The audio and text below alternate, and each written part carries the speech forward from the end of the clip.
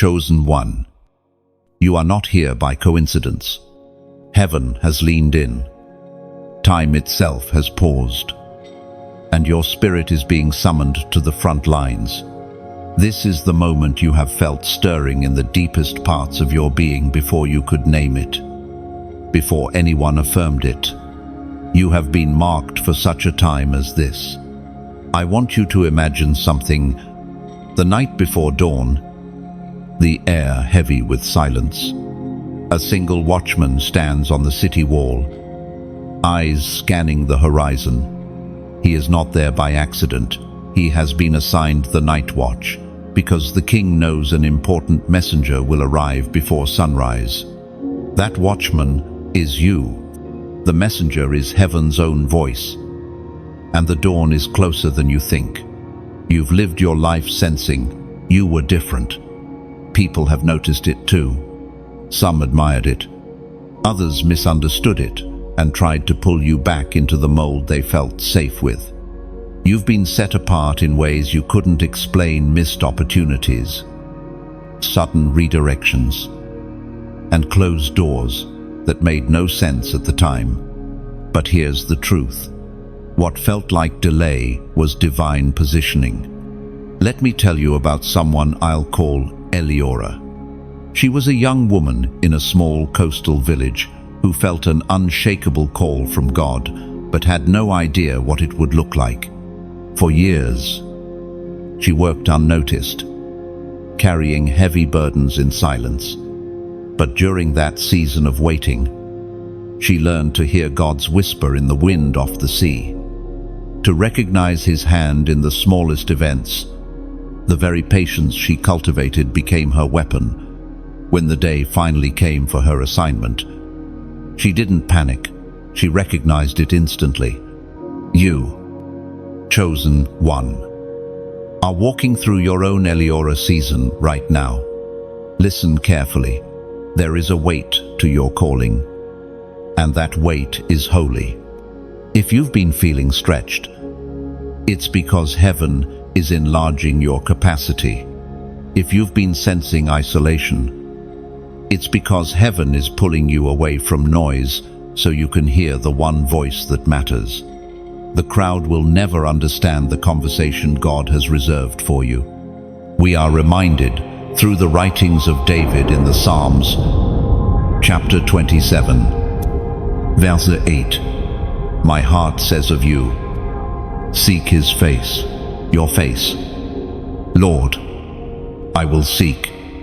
This is the answer of the watchman on the wall, the one who hears the whisper of heaven and responds without hesitation. I see you, standing at a spiritual doorway, your hand on the handle, but hesitant to turn it.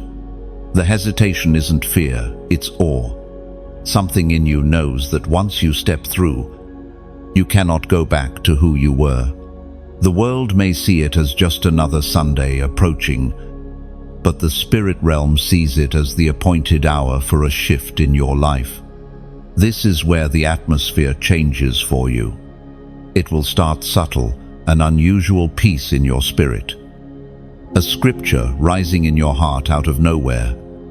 A dream that feels more real than waking life. Heaven is sending the early signals to prepare you.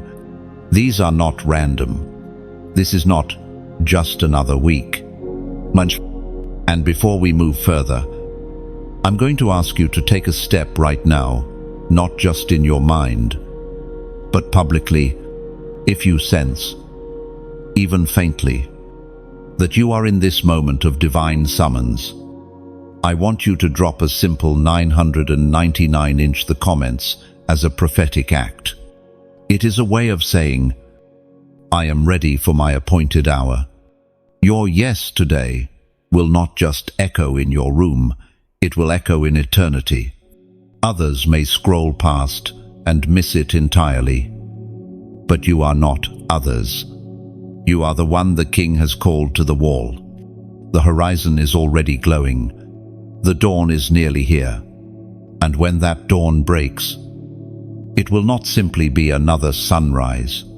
It will be the moment every unanswered prayer, every hidden tear, every lonely night folds into one breathtaking revelation: you were never forgotten. The silence you endured was heaven writing your name into the next chapter, and when the light spills over the horizon, it will not only illuminate the path before you, it will expose every scheme of darkness that tried to keep you from it. So hold your position on the wall. Keep your eyes fixed on the horizon. The signal is coming. The King's voice will be clear, and when you hear it, step forward without looking back, because the season you've been preparing for is about to unfold before every eye. There is a mark on you that no earthly eye can see, yet the unseen realm recognizes it instantly. It is not written in ink, nor carved into stone, but etched into your very spirit. Long before you had the vocabulary to explain it, heaven had already sealed it upon you. This is the mark of the chosen, an invisible crown placed upon your head the day your destiny was spoken into existence. You might recall moments in your life that felt strangely out of place, as if something in the room shifted when you entered. You have walked into conversations and felt the atmosphere change without a word. You have noticed certain people are inexplicably drawn to you, while others seem to bristle against you for no clear reason. That is because the mark you carry disrupts both light and darkness, drawing those who hunger for truth and agitating those bound in resistance. The mark is not given as a decoration, it is a commission. It signals that you have been entrusted with something that will not fade with time or circumstance. This seal is like the signet ring of an ancient king. It authorizes your steps. And when you act in alignment with the one who placed it on you, the full weight of heaven backs your movement. I once heard the story of a shepherd boy named Leor, who lived in the dry hills of the desert. By all appearances, he was ordinary, tending goats, carrying water, mending fences. Yet there was something different about him. When the elders looked into his eyes, they saw the depth of someone who had already been in conversations with God. Leor carried an authority that did not match his age or position. One day, a stranger passing through the village told him, "I see a crown on your head, though you wear no gold." That stranger was right. The mark was already there, though no human hand had placed it. Years later, when the call came for him to lead, Leor didn't need convincing. The crown had been on him all along. He simply stepped into what was already his. The voice of God thundered in the book of Ezekiel, chapter 9, verse 4. "Go throughout the city and put a mark on the foreheads of those who grieve and lament over all the detestable things that are done in it." This was not a casual mark. It was heaven's own seal of recognition, setting apart those whose hearts beat in alignment with God's. You, too, have been carrying something for longer than you realize. The way certain opportunities have bypassed others and found you is not coincidence. The way you've been spared from paths that would have destroyed you is not random. Even the strange weight you've carried, the sense of responsibility for things no one else notices, is part of this invisible anointing. But carrying the mark is not without cost. It sets you apart in ways that can be uncomfortable. People may misinterpret your reserve as pride, your focus as coldness, your convictions as stubbornness. They may not understand why you cannot simply follow the crowd into whatever is popular or easy. The truth is, you are not built to blend in. The seal on you refuses to allow it. This is why your life feels different. Your story will not unfold in the same rhythm as those around you.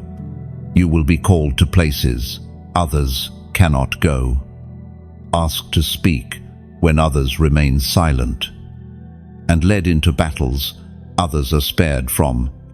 And yet, these are not burdens, they are honors. Every assignment the mark brings is also accompanied by the provision and strength to see it through. There is a strange paradox to the mark of the chosen. It is both a shield and a target. It shields you from paths that are beneath your calling, but it also paints you as a threat to the powers that wish to keep light hidden. This is why you have faced resistance that seems disproportionate to your actions. The opposition is not about where you are, it's about where you are going. Think of a lighthouse on a stormy shore. Ships see its beam and find safety. But that same beam draws the attention of every wave and wind that would try to snuff it out. The mark on you is that light, unavoidable, unhideable, and essential for those lost in the dark. You may not feel strong enough for what lies ahead.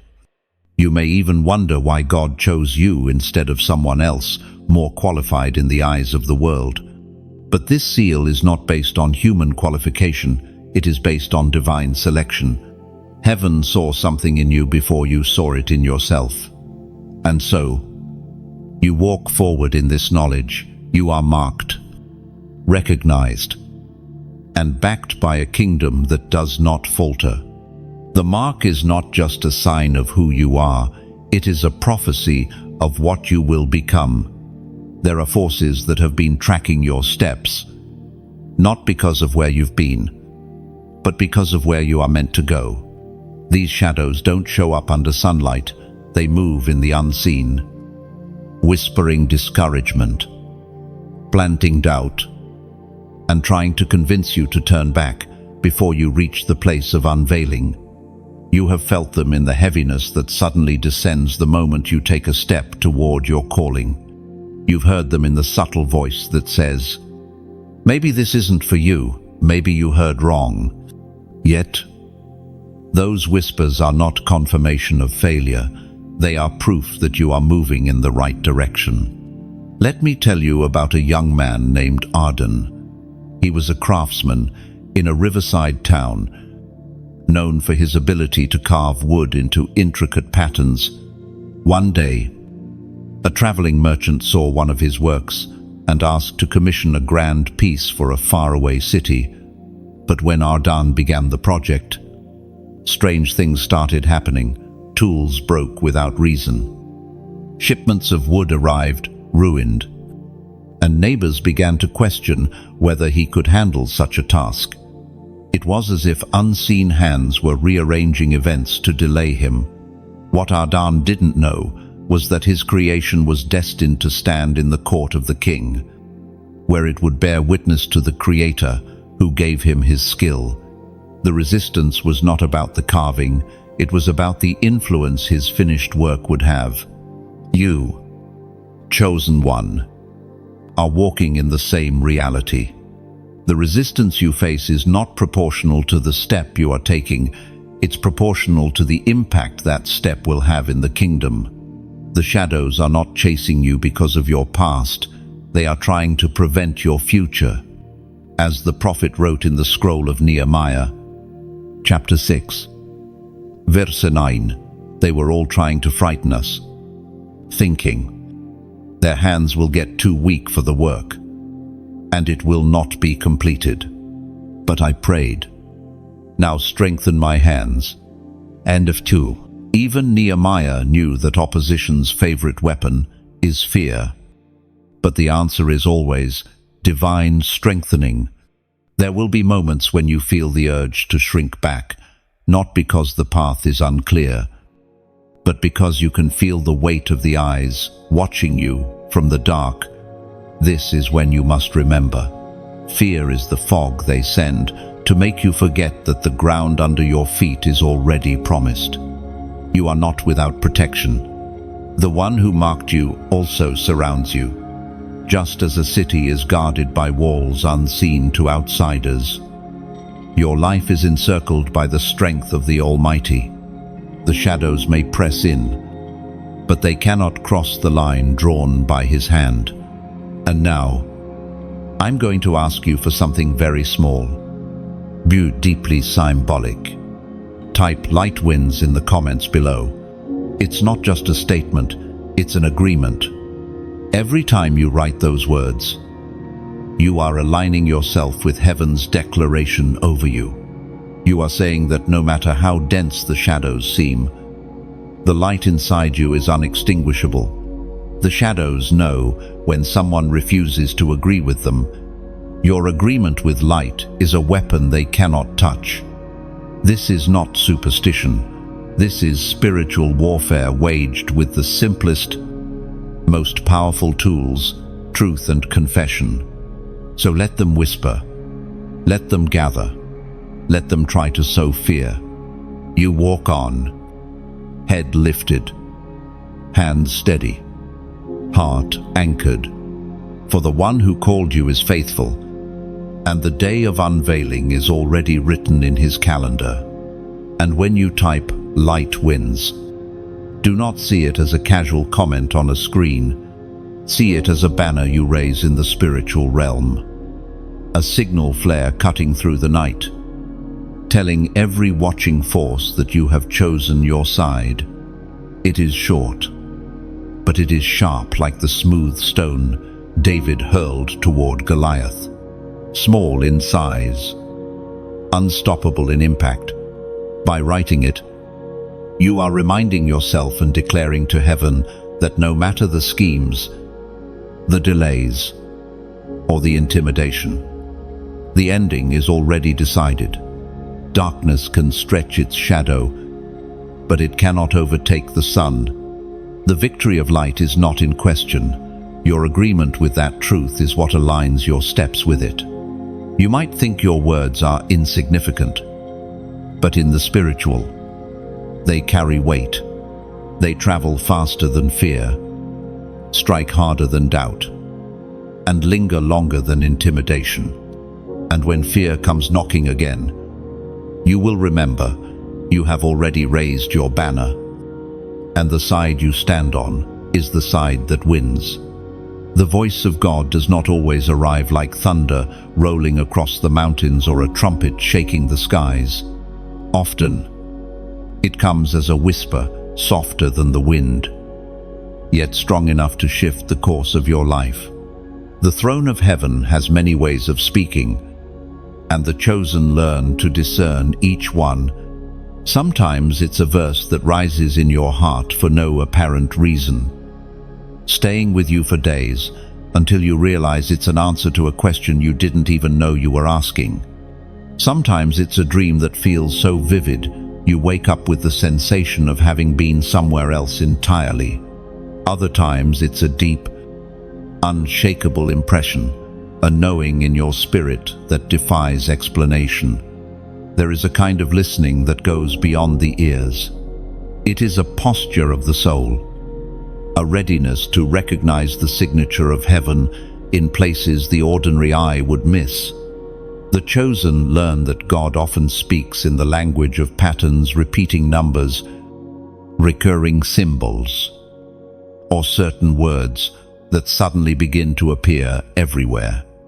To those rushing through life, these seem like coincidences, but to the one marked by God, they are breadcrumbs leading deeper into his purpose.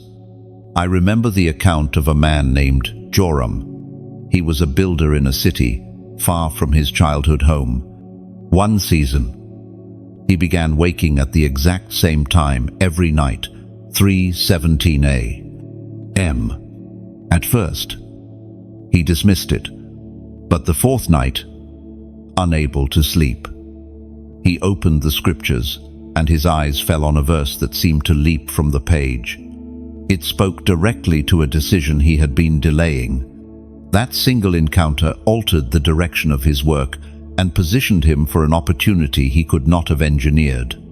The whispers from the throne often arrive this way, seemingly small, yet carrying immeasurable weight. The challenge is not hearing, it is recognizing, as was spoken in the sacred texts of old. In the first book of Samuel, chapter 3, verse 10, The Lord came and stood there, calling, as at the other times, "Samuel, Samuel." Then Samuel said, "Speak, for your servant is listening." This is the essence of the chosen's posture, not merely hearing words, but offering an open heart that is ready to obey them. The more you incline your spirit to His voice, the more you will realize that God is never silent. He is always speaking through creation, through circumstance, through the deep stirring in your soul. It is we who must slow down enough to notice. There is also a sacred tension in this process. Heaven's whispers rarely come with all the details at once. They are given in portions, enough to take the next step, but not enough to remove the need for trust. This is deliberate. God is not hiding the destination from you. He is drawing you closer to Himself with every step. Think of it like standing at the edge of a forest path at night, holding a lantern. The light only reaches a few feet ahead, but with each step you take, more of the path is revealed. If you demand to see the entire road before you begin, you will wait forever. But if you trust the light you have, you will eventually arrive at the place prepared for you. This is why the chosen live differently. While others demand certainty before action, they move when the whisper comes. They have learned that delayed obedience is often no obedience at all. And because of this, they find themselves in places others never reach, simply because they said yes to a voice no one else heard. These whispers are not always comfortable. Sometimes they call you to leave a safe harbor for open waters. Sometimes they point you toward a conversation you would rather avoid. Sometimes they lead you into a waiting season that tests every ounce of your patience. Yet, each whisper carries the weight of the one who spoke it, and that weight will hold you even when circumstances shake. To live as the chosen is to walk with ears tuned to heaven's frequency, refusing to dismiss the small signs as coincidence. It is to say, like Samuel, "Speak, for your servant is listening," and then to actually listen, for in those whispers lies the unfolding of your destiny, one word, one step, one moment at a time. And when you choose to move at the sound of that whisper, you discover something extraordinary. The path is not just leading you somewhere. It is transforming you, shaping you into the very person the promise was written for. There comes a place on this path where the ground narrows beneath your feet.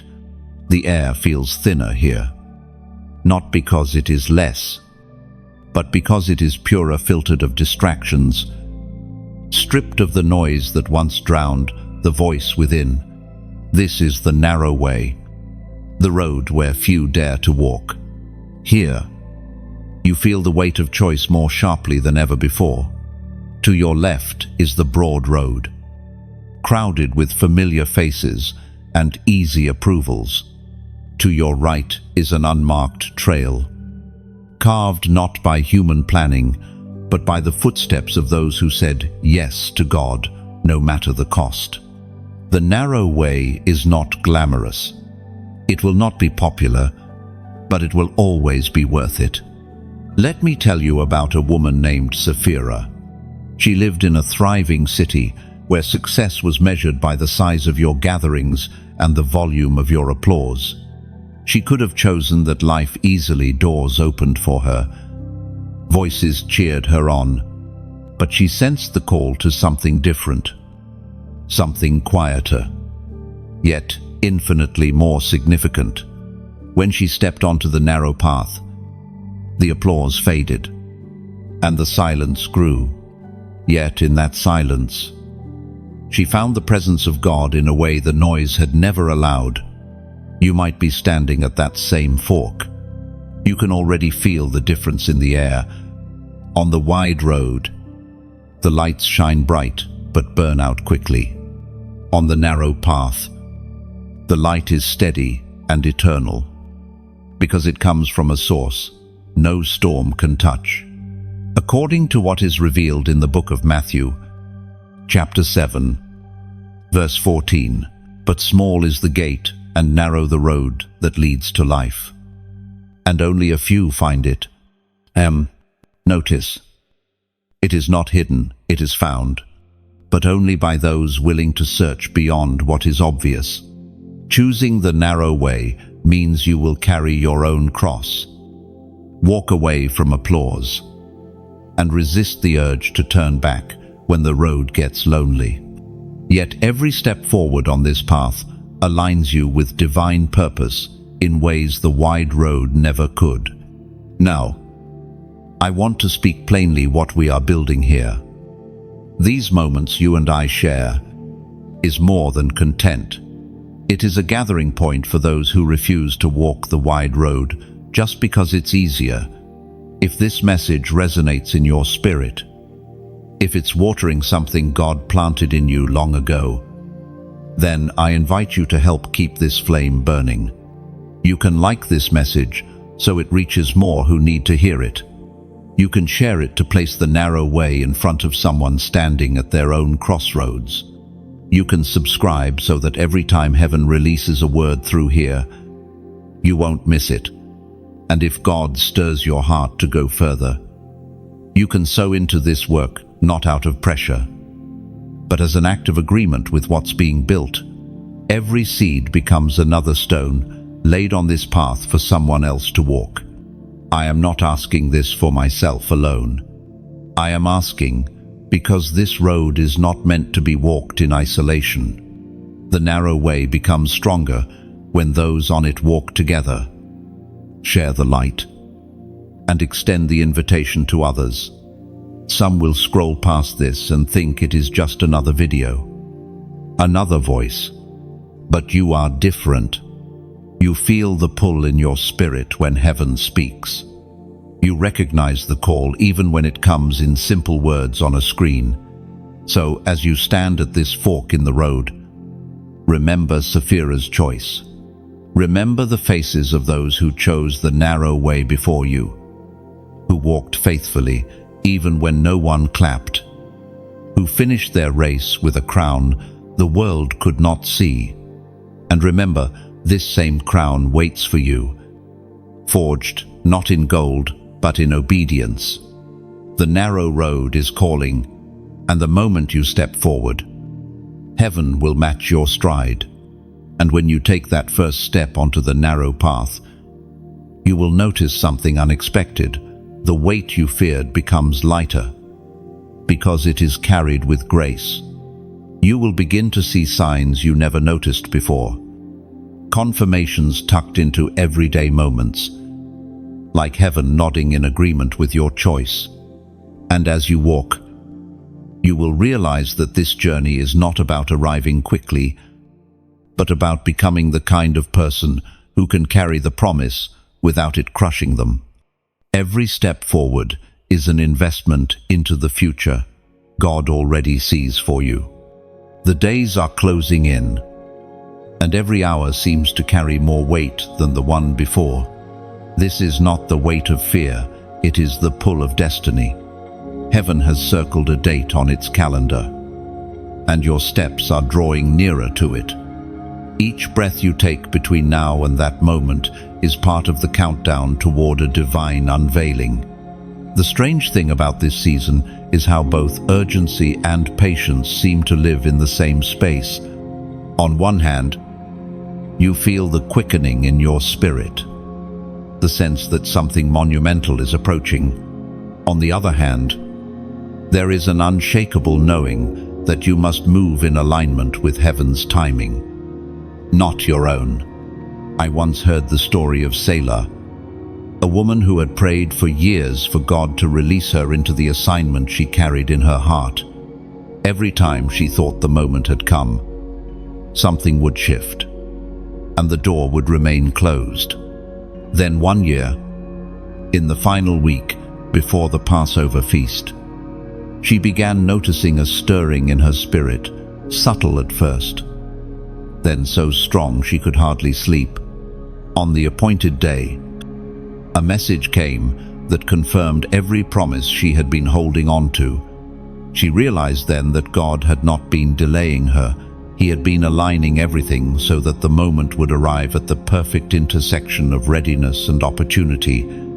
The Spirit spoke through the prophet Isaiah, chapter 60, verse 22. When the time is right, I, the Lord, will make it happen. Hint: there is no truer anchor for the waiting heart than this. If the moment has not yet come, it is not because it has been forgotten, it is because it is still being perfected. As the countdown moves closer to Sunday, you may notice resistance growing sharper. Old doubts may try to rise. Distractions may appear in unusual forms, and people may even question your direction. This is not evidence that you are off course. It is confirmation that you are near the threshold. The enemy often throws his fiercest storms just before the breakthrough appears. This is why now, more than ever, you must guard your focus. Protect the vision entrusted to you. Refuse to be pulled into petty battles or sidetracked by the noise of the crowd. The countdown is not about speed, it is about precision. Every day, between now and your appointed time, is a step closer, and every step matters. Think of a seed planted deep in the soil. For a long time, nothing is visible on the surface, but below, the roots are spreading, drawing strength for the moment when the first shoot will break the ground. The waiting season is not inactivity, it is preparation. And when the exact day arrives, the emergence will be sudden, unstoppable, and undeniable. I want you to make a simple but powerful declaration right now. Type 555 in the comments. This is not just a number, it is your agreement with heaven that you trust the timing, that you will keep walking, and that you will be found ready when the moment comes. 5 is the number of grace, and the triple repetition is the seal that His grace will cover every step you take toward the appointed time. When you write it, you are not only speaking to your own heart, you are sending a signal into the spiritual atmosphere that you will not be shaken by delays or storms. You are aligning your journey with the certainty that when the time is right, nothing can hold back what God has prepared for you. So keep your eyes fixed forward, your spirit tuned to His voice, and your hands ready for the work He will place in them. The countdown is not an alarm to fear, it is a drumbeat to follow. Each strike brings you closer to the day you will step fully into what was written for you before you took your first breath. And when that day arrives, you will not stumble into it unaware. You will recognize it the way a watchman recognizes the first blush of dawn. You will know, deep in your spirit, that every tear, every prayer, every moment of waiting was worth it. The path behind you will suddenly make sense. Every detour revealed as divine design. And as you step into the light of your appointed hour, you will not step alone. Grace will be on your shoulders. Favor will go before you. And heaven's applause will meet you in the place you were always meant to stand. There are seasons when God closes doors you thought were meant for you. At first, it feels like loss. It can even feel like rejection. You stand before the closed frame, knocking harder, convinced that persistence will eventually make it swing open. But heaven, in its wisdom, sometimes chooses to keep it locked, not because you are unworthy, but because what waits beyond is not meant to hold the weight of your calling. We tend to think of closed doors as failures, yet in the kingdom, they are often the greatest acts of protection. God sees the paths you cannot see, the traps that are hidden behind opportunities that seem golden, and so, in His mercy, He shuts them before you step through. It may hurt now, but it spares you a deeper pain later. Consider the story of Ezra, a skilled scribe who once had the opportunity to serve in the court of a foreign king. The offer was prestigious and came with wealth, influence, and comfort. Many told him it was the favor of God, the reward for his years of faithfulness. But as Ezra prayed, a heaviness settled in his spirit. The door was open, but peace was absent.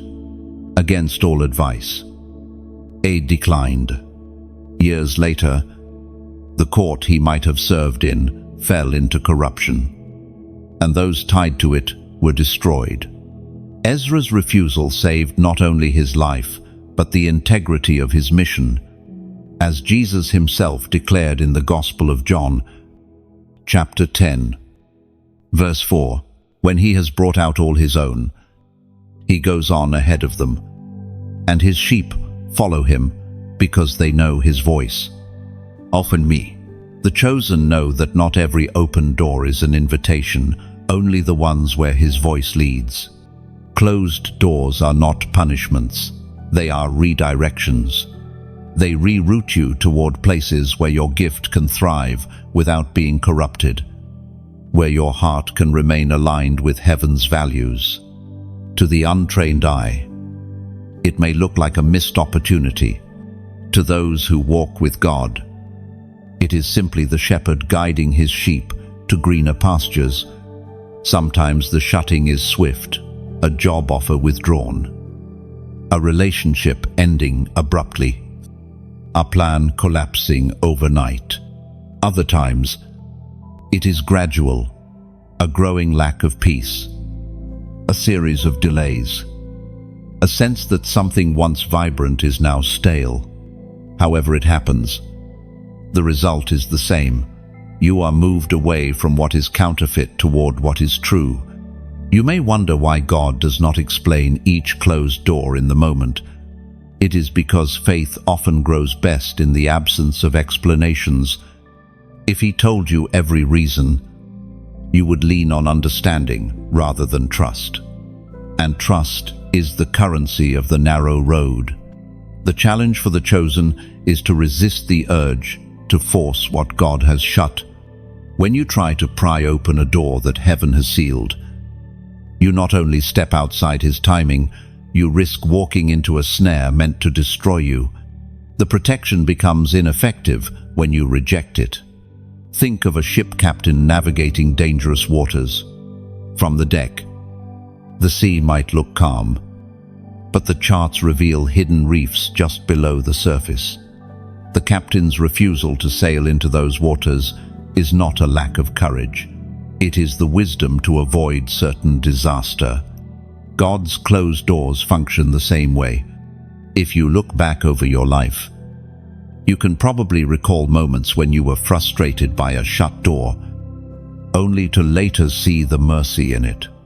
That is the gift of hindsight. But the chosen are called to live with foresight, trusting in real time that the same God who once protected them through closed doors is still doing so now. The day will come when you see the full map, when you realize how many times the shepherd steered you away from danger without you even knowing it. Until then, the call is simple: keep walking, even when the hallway is lined with doors that stay closed. For in the kingdom, the right door always opens at the right time, and when it does, it will not require you to force it, beg for it, or compromise yourself to fit through it. You will know it is yours because the same voice that kept you from the wrong ones will call you forward through it. And when that moment comes, you will step through with the quiet confidence of one who has waited well. No scrambling, no striving, just the steady stride of a soul that knows it is finally walking into a room Heaven has kept reserved with your name on the door. There is a moment, often just before the light breaks through, when the opposition sharpens to its most cunning form. It is the enemy's last trap, set not for those wandering aimlessly, but for those who are only steps away from stepping into destiny. If you feel the tension tightening around you, it is not because you are failing, it is because you are near the finish line of a long battle. The final trap rarely looks like outright evil. Instead, it often comes disguised as something reasonable, attractive, or even good on the surface. It appeals to your desire for relief, offering a shortcut when you are weary from the journey. This is why discernment is your shield in these moments. Think of Elijah on Mount Carmel. After the fire of God consumed the sacrifice, after the rain came to end the drought, you might expect the battle to be over, but it was then, in the height of victory, that Jezebel sent her threat, driving Elijah into the wilderness. The enemy waited until the prophet was tired and alone before pressing in with fear. Victory does not end the war. It often invites the final assault. I recall the story of Maren, a woman who had been preparing for years to step into a leadership role in her community. Everything was aligning: support from mentors, financial provision, and a clear word from God.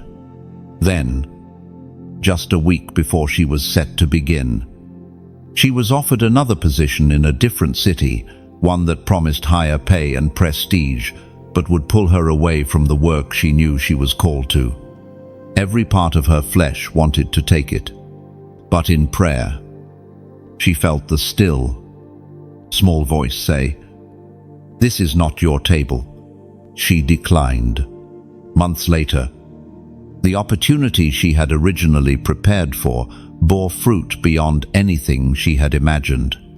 As the apostle reminds us in his letter to the Ephesians, chapter 6, verse 11, "Put on the full armor of God, so that you can take your stand against the devil's schemes." And so, it is not enough to recognize the trap. You must also be dressed for battle so you can stand your ground. The last trap is rarely about destroying you outright. It is about diverting you. If the enemy can't make you stop, he will try to make you settle for less than the fullness of what God intended. He will tempt you to exchange the eternal for the immediate, the perfect timing for premature comfort. This is why you must be alert, especially when everything seems to be coming together. Guard your heart when the finish line is in sight. Not every open door is an assignment. Not every opportunity is heaven sent. And not every battle is worth fighting. Some are meant only to distract you from the real one. The closer you get to your breakthrough, the more important it becomes to filter every offer, every voice, and every emotion through the lens of prayer. Ask not just, "Is this good?" but, "Is this God?" That one word makes all the difference. There is also the trap of weariness, the temptation to abandon the race simply because you are tired. Weariness whispers that you have done enough, that maybe someone else can finish what you started. But the chosen know that the one who called them will also carry them through the final stretch. The last trap can even come in the form of fear, fear of success, fear of responsibility, fear of what others will think when you step fully into who you are. The enemy knows that if he can make you hesitate now, he can delay your impact for years. But you were not called to live hesitating. You were called to walk with steady steps. Even when the ground feels uncertain, the final trap loses its power when you refuse to rush, when you refuse to be driven by panic or pressure, and when you anchor your decisions in the voice that has guided you all along. Soon, the trap will be exposed for what it is: And when it is, you will see that it was never stronger than your obedience. The snare will lie empty behind you, and the path ahead will be clear once more. You will move forward, not limping from defeat, but walking with the quiet strength of one who has seen the schemes and chosen the way of truth. And in that moment, you will understand, victory was never just about reaching the end, but about arriving untainted, carrying the purity of a heart that refused every counterfeit crown. There are moments when the voice of God does not just speak to you, it gathers every whisper, every scripture, and every unanswered prayer into one single, undeniable echo. These moments are rare, but when they come, they feel as if heaven itself is leaning close, speaking in a tone meant only for you. It may come while you are reading the Word and suddenly realize that the passage before you answers a question you didn't know how to ask. It may happen in worship, when the lyrics of a song seem to strike your spirit with such precision that you know it cannot be coincidence. Sometimes it happens in silence, when you are doing something ordinary and an unshakable conviction rises in your heart. For the chosen, these prophetic echoes are not just encouragement, they are assignments. They remind you of the promises spoken long ago, the ones you may have almost forgotten. They confirm that heaven has not changed its mind about you. Even if the road has been long and winding, I remember the story of Talia, who had once received a clear word from God about starting a ministry to serve abandoned children. Years passed. Life shifted, and the vision seemed buried. Then one afternoon, while helping a neighbor, she overheard a stranger quoting the very scripture God had given her years before. It struck her like lightning, not only the verse itself, but the tone in which it was spoken. It was the same fire she had felt when she first received the vision. That moment reignited her purpose. And within a year, the ministry was alive, as the ancient words recorded in Romans chapter 10, verse 17, still echo today. So then faith comes by hearing, and hearing by the word of God. The echo of heaven is not meant to be admired, it is meant to be acted upon. And here is where I want you to respond, not for me, but as a marker for yourself. I want you to type, "I respond," in the comments. Why this phrase? Because the echo of God's voice is an invitation, not a decoration. Writing, "I respond," is your way of saying, I will not let this word pass me by. I will act on what I have heard. It transforms the echo from background noise into a clear directive. You are not only acknowledging that you have heard, you are committing to follow through. When you acknowledge the echo and declare your response, you step into the flow of divine momentum. God rarely speaks without a reason. If He is calling, there is always a step to take, a change to embrace, or a truth to stand boldly upon. This is the beauty of prophetic echoes. They remind you that you are still in the story, that the author has not closed the book. And when you say, "I respond," you turn the page willingly, ready to walk into the next chapter. He is writing, so listen closely, for the echo may already be ringing around you. It might be in the scripture you read today, the conversation you overhear tomorrow, or the quiet moment when all you can hear is your own breath. And when it comes, you will know, not because it is loud, but because it carries the weight of eternity in just a few words. And when that echo comes, it may feel almost too simple to be divine, just a phrase, an image, or a verse rising in your spirit. Yet in the kingdom, The smallest seed can grow into the largest tree. That is why your readiness to respond matters more than the size of the message. Sometimes, the echo will affirm what you already know deep down, but have been afraid to act upon. Other times, it will challenge you to take a step you have never considered before. Either way, it is a reminder that God is not silent toward you. His voice still weaves through the noise of your life, calling you toward what He has prepared. When you say, "I respond," you shift from being a hearer to being a doer. Heaven recognizes this posture. The angels take note. The spiritual atmosphere adjusts. You are no longer just standing in the place where the word was spoken. You are moving toward the place where it will be fulfilled. So do not underestimate the moment. One act of obedience to a prophetic echo can redirect the course of your life, opening doors that no amount of striving could have unlocked. Every appointed hour comes with a weight of responsibility, and the moment you have been walking toward is no different. Destiny does not arrive in silence.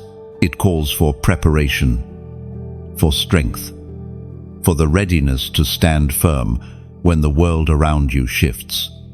You cannot step into a battle without your armor, and you cannot carry the crown without first bearing the weight of discipline.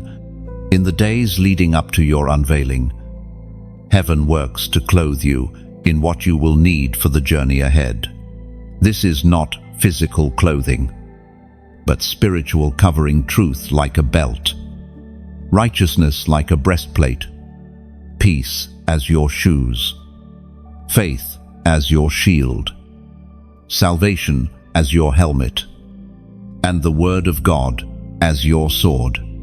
I think of Elon, a man called to lead his people in a time of uncertainty. Long before the public knew his name, he was being prepared in private. His preparation did not look glamorous. It was the long hours in prayer, the hidden acts of obedience, the moments when he chose integrity over convenience. By the time the call came, he was not scrambling to become ready. He was already clothed for the moment. The ancient words recorded in the second letter to the Corinthians, chapter 10, verse 4, still speak today.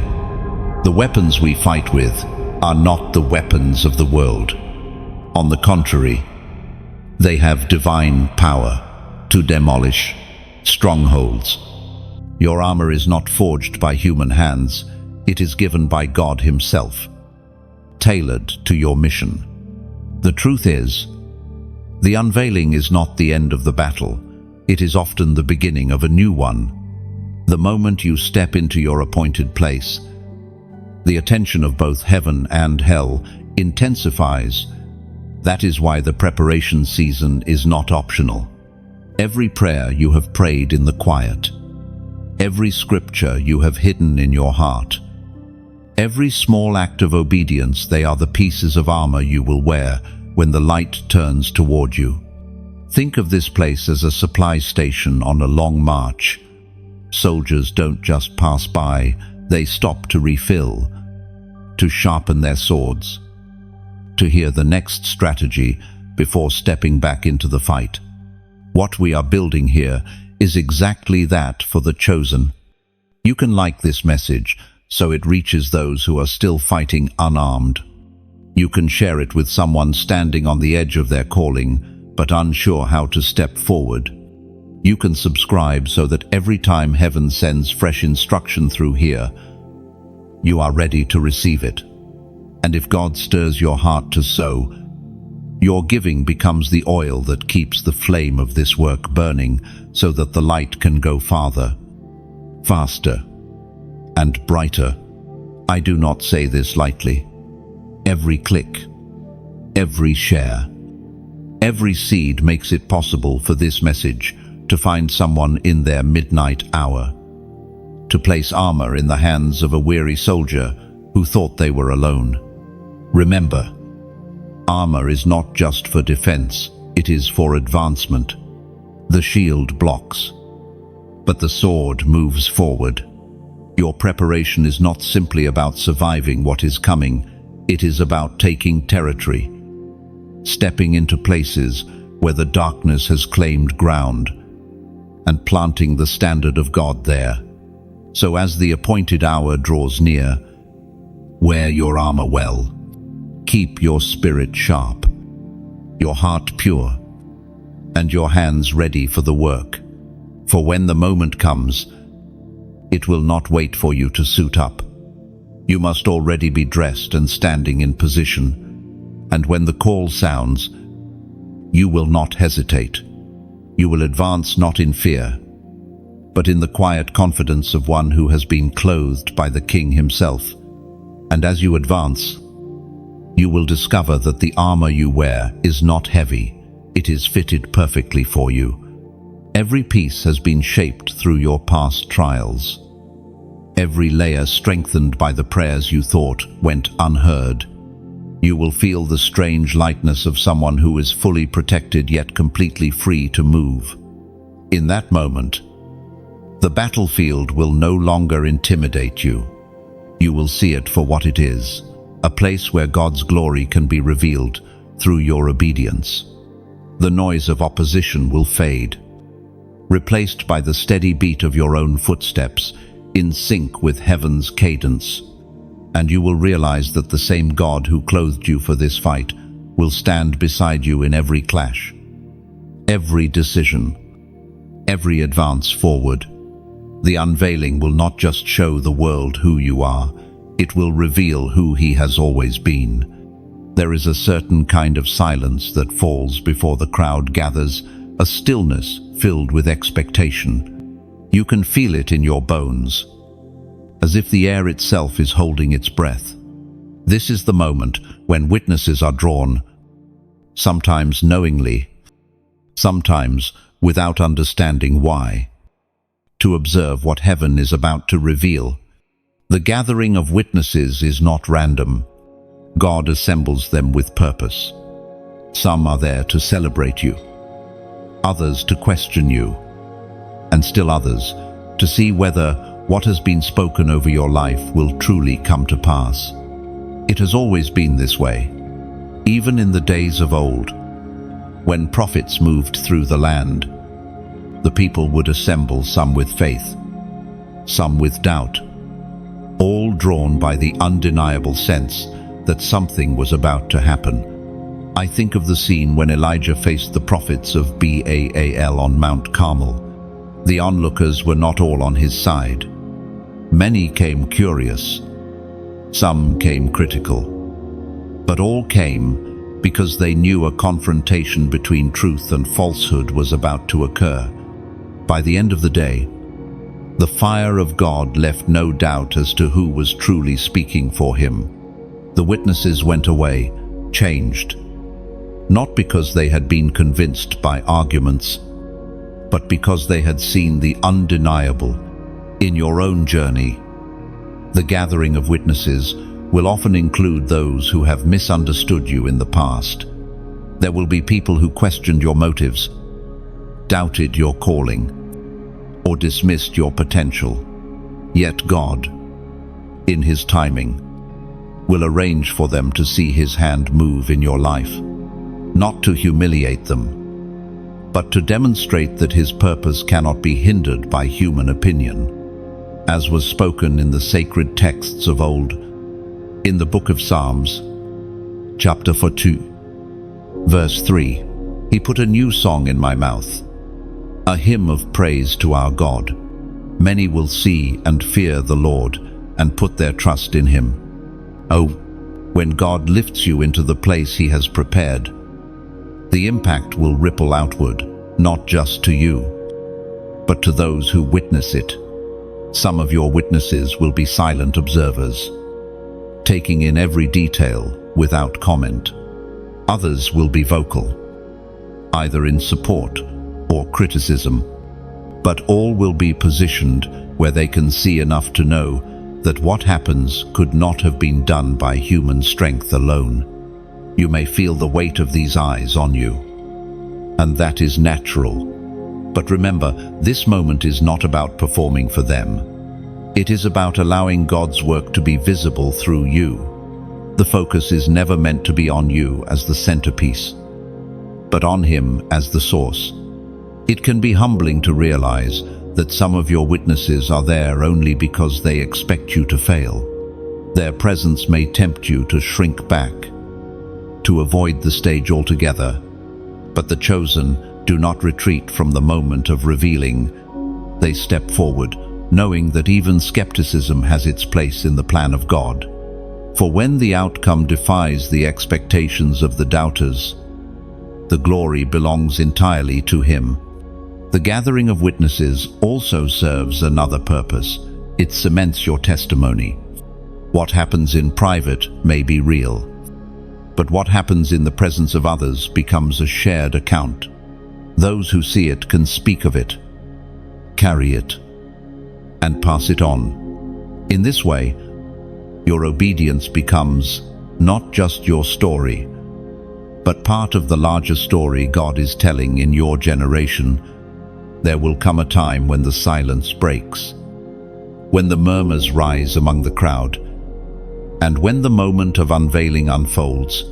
Some will rejoice, some will wrestle with what they've seen, and some will remain undecided, but none will be able to say they were unaware. This is why God gathers witnesses, not to prove you, but to reveal Himself through you. And when that happens, the ones who doubted may find faith. The ones who were weary may find courage. And the ones who were watching from the shadows may step into the light themselves.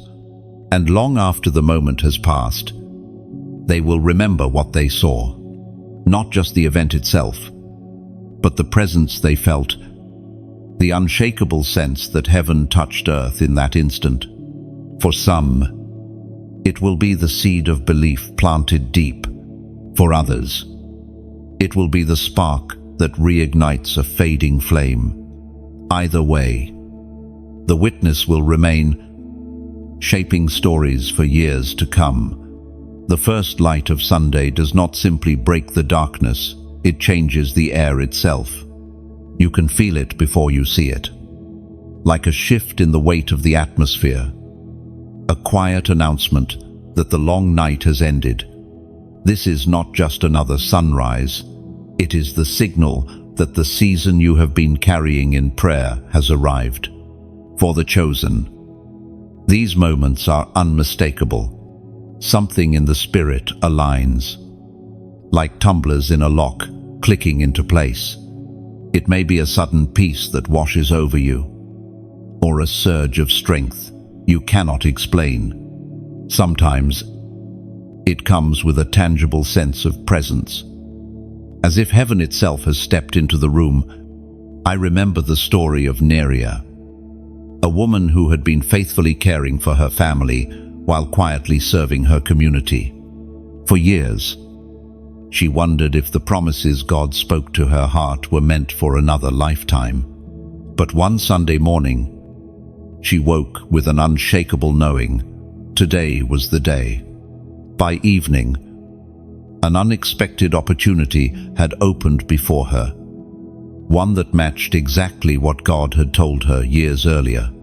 She did not have to force it. She simply stepped into it.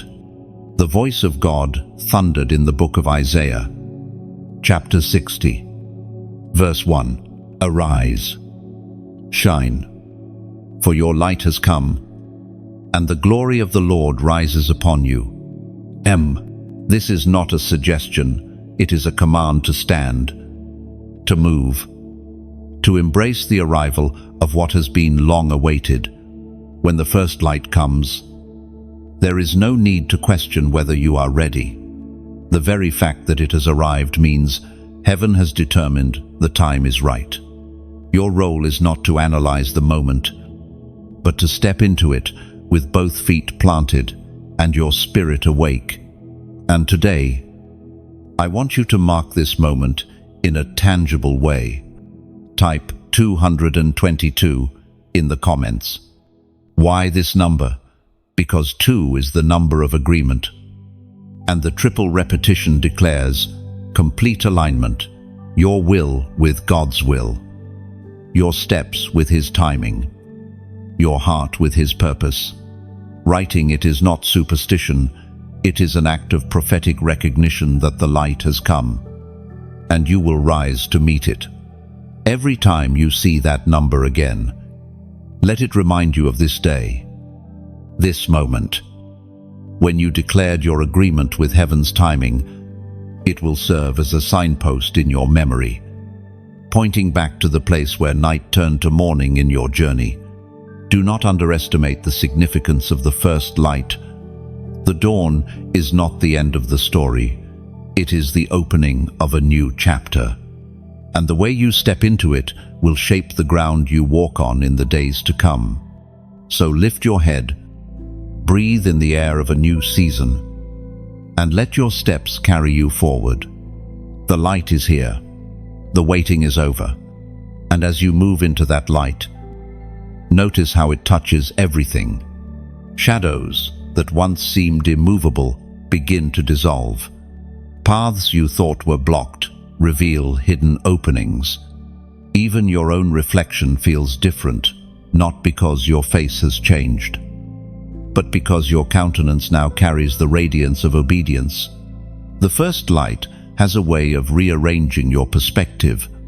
What you feared yesterday now appears small. What once drained you now fuels you.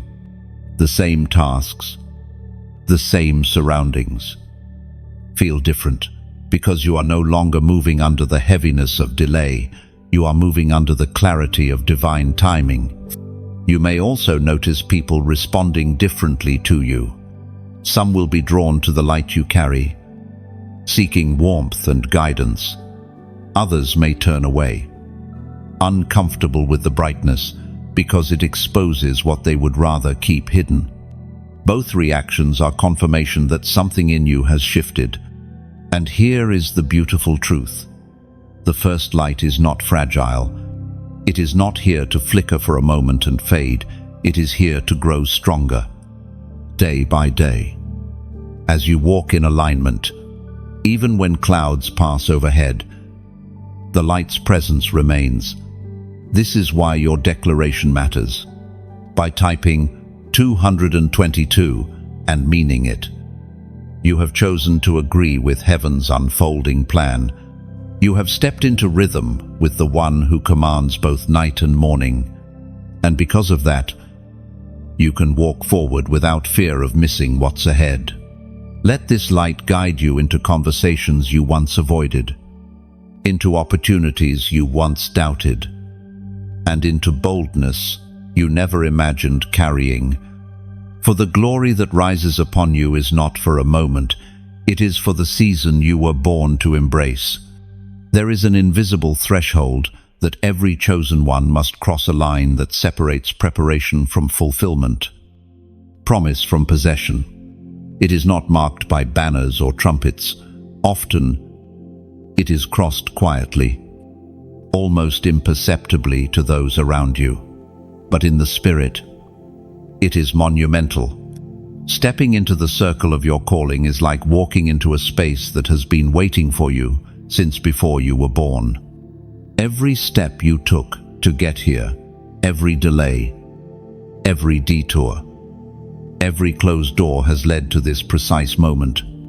It is not random. It is not luck. It is the intersection where God's timing meets your readiness. I think of David standing before Goliath. That moment in the valley was not the beginning of his story. It was the point where all his hidden preparation converged. The hours spent tending sheep, defending them from lions and bears, worshipping in solitude, all of it came into sharp focus. The instant he stepped into that battlefield, David was not simply confronting a giant, he was stepping into the circle God had drawn for him. For some, this threshold comes with a surge of energy and clarity. For others, it feels like a holy weight settling over their shoulders, a weight that says, "This is it. This is why you were formed, regardless of how it comes. There is always a shift. The air feels different. The ground beneath you seems more solid, and your spirit, though it may tremble, stands tall. According to what is revealed in the book of Esther, chapter 4, verse 14, "And who knows but that you have come to your royal position for such a time as this?" This verse is not just a statement of possibility, it is a reminder that timing and position are divinely orchestrated. Crossing into your circle often means leaving behind certain comforts. Some relationships will no longer fit the season you are entering. Some habits will need to be laid down because they cannot survive in the environment of your destiny. The circle demands focus, and it will strip away anything that divides your attention from the assignment in front of you. It is also a place of exposure. In the circle, there is no blending into the background. You are seen by allies, by adversaries, and by heaven itself. This visibility can feel intimidating, but it is not meant to crush you. It is meant to confirm that you are standing where you belong. The circle is also a place of irrevocable change. Once you step in, you cannot return to who you were before. Your vision shifts. Your priorities sharpen. And your awareness of God's presence deepens. Even your prayers change from asking for the door to open to asking for the strength to carry what lies beyond it. Not everyone will understand this moment. Some will see you step forward and assume it happened suddenly, unaware of the years of unseen preparation. Others may wonder why you are moving in ways they have not seen before. But the chosen know that this is not about explanation, it is about obedience.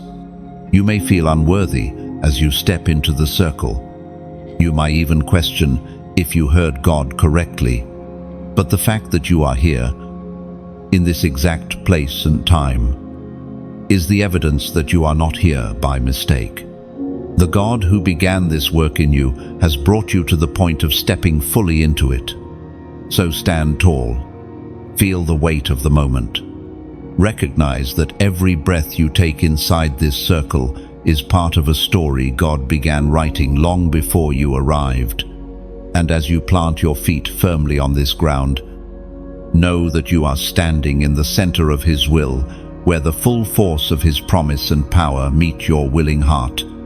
And as you remain there, you will notice how the atmosphere shifts around you.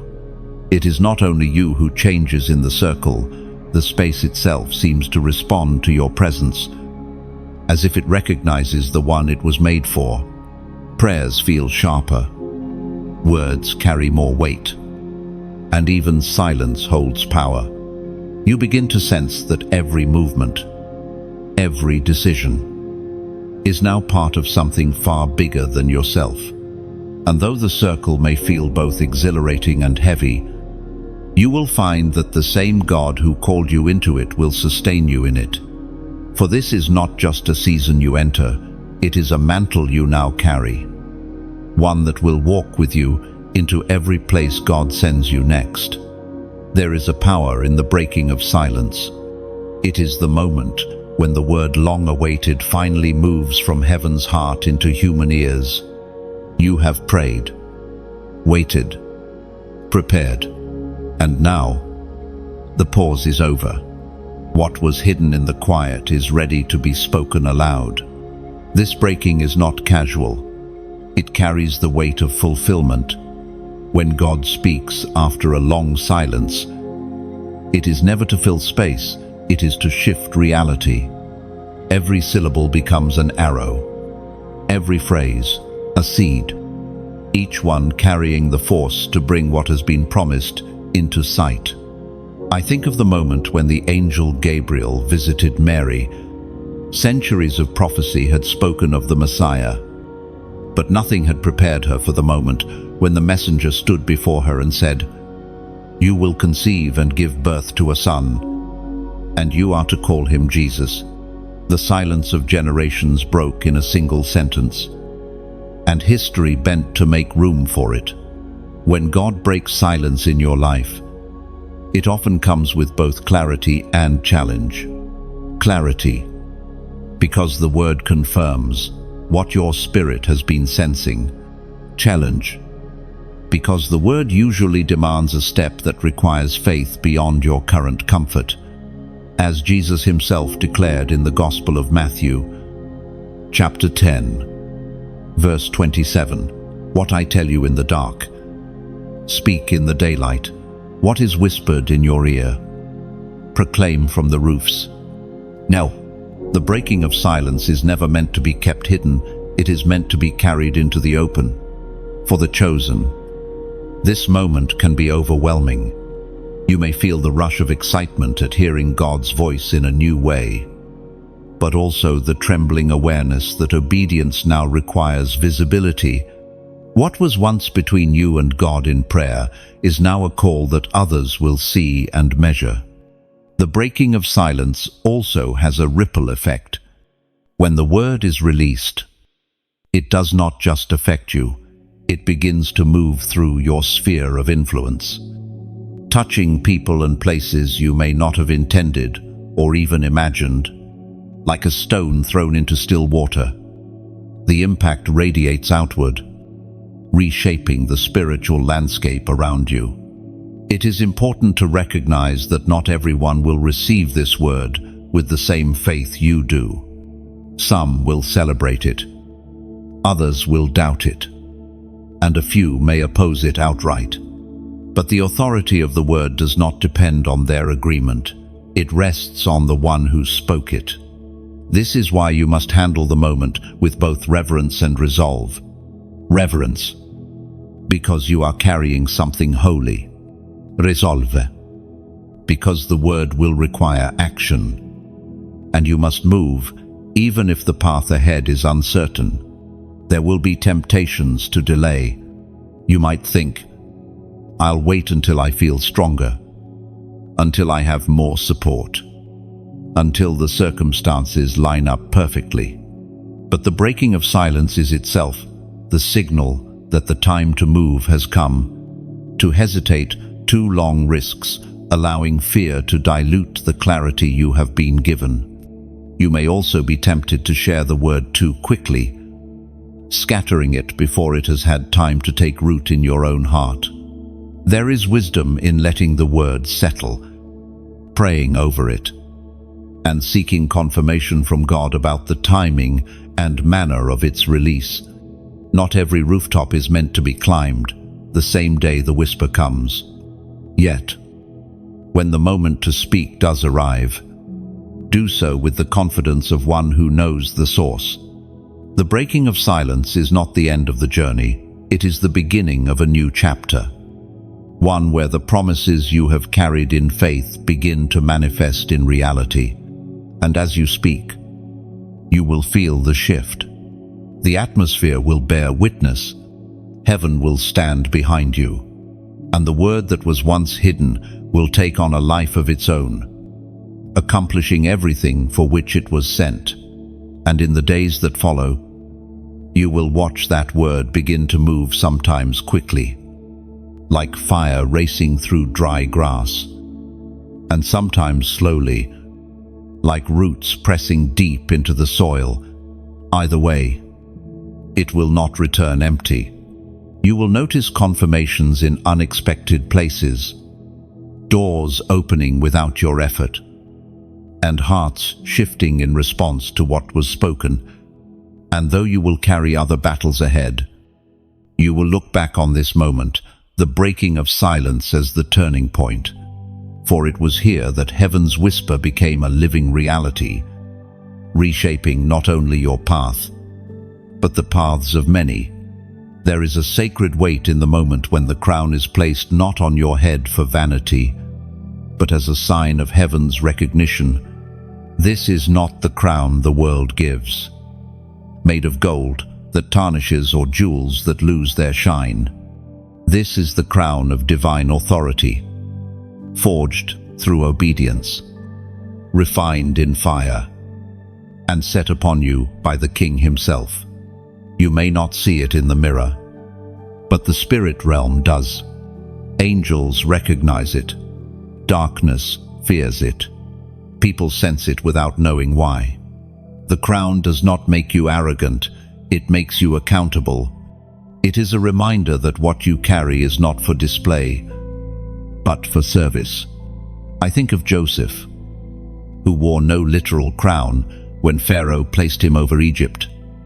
Yet in the unseen realm, heaven had already crowned him the moment he was released from prison.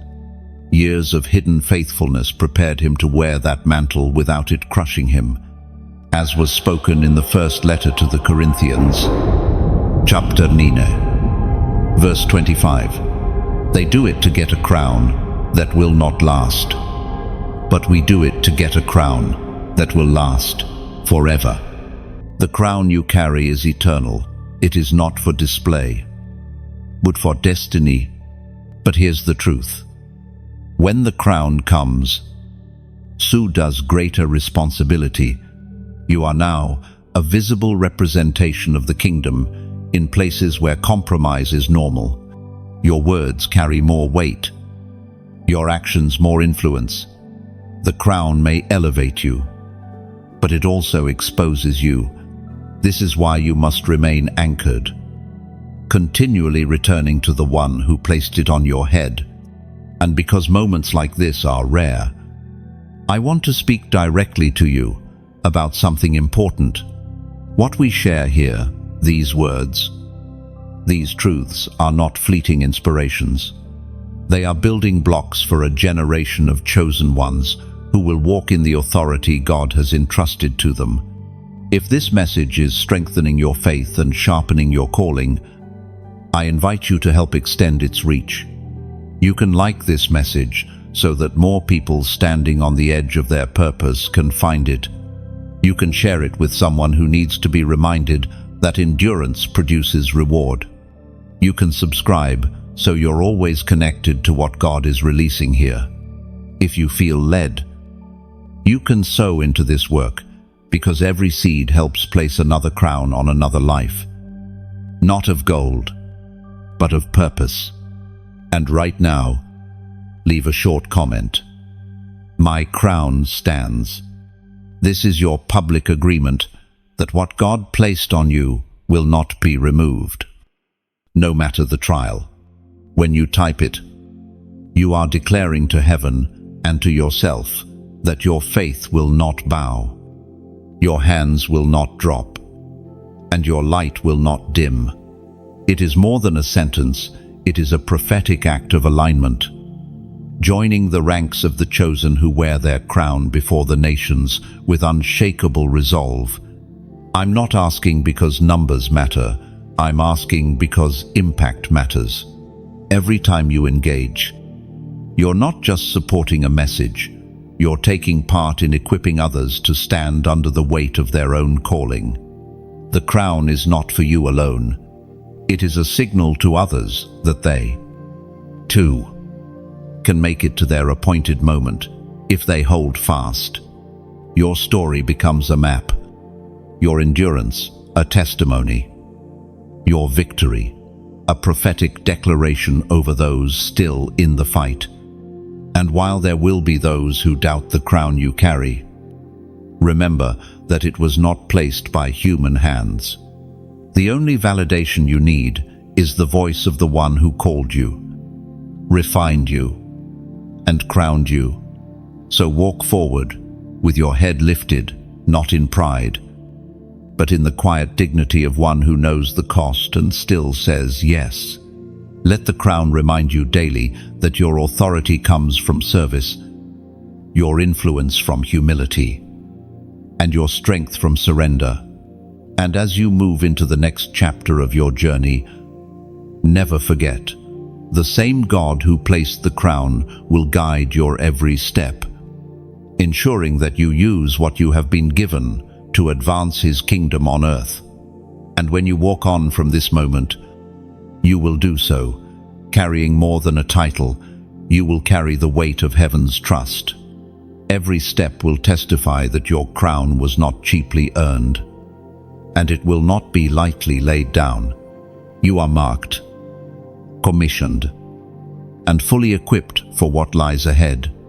There comes a point when the path ahead no longer feels like a mystery, it feels like an unfolding.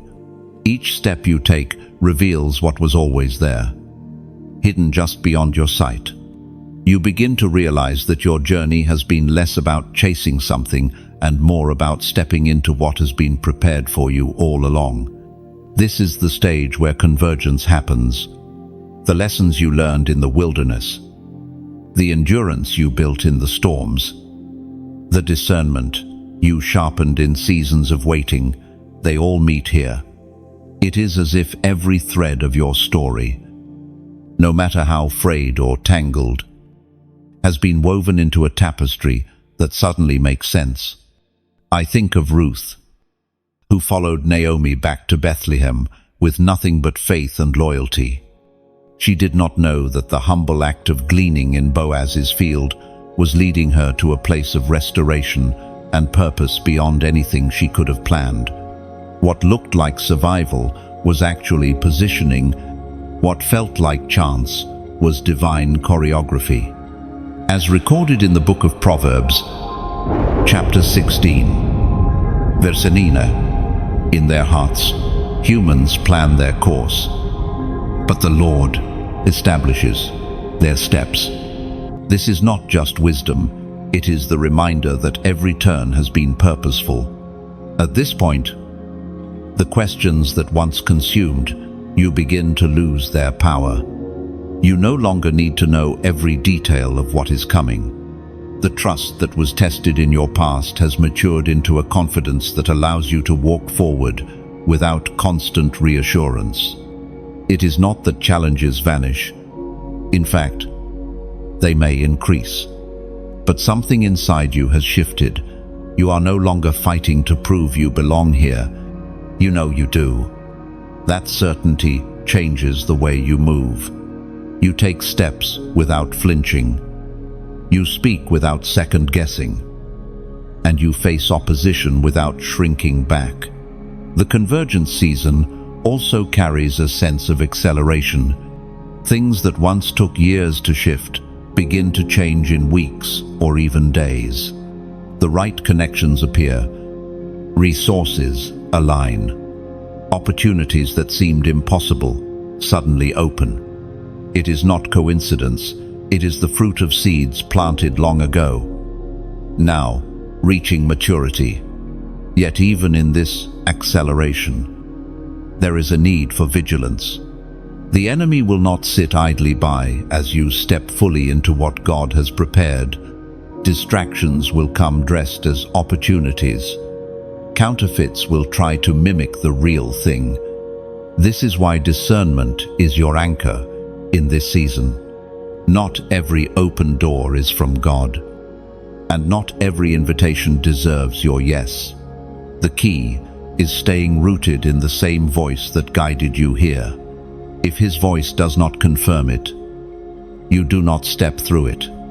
If his peace does not rest on it, you do not carry it forward. This posture will keep you from being pulled off course. Even when the road seems to be lined with appealing detours, this stage of the journey is also deeply fulfilling. Not because it is easy, but because it is aligned. The work you do carries weight.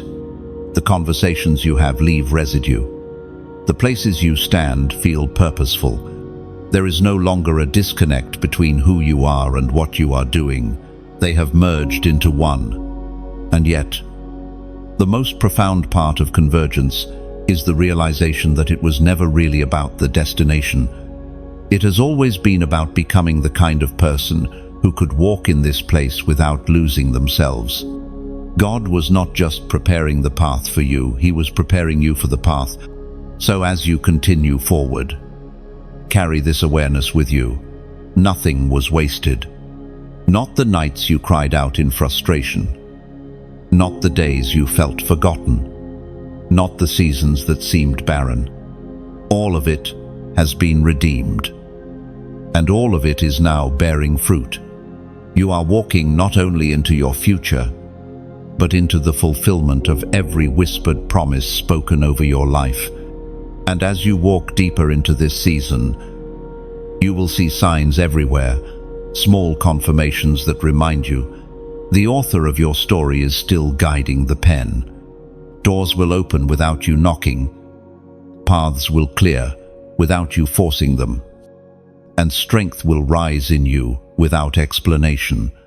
These are not coincidences. They are evidence.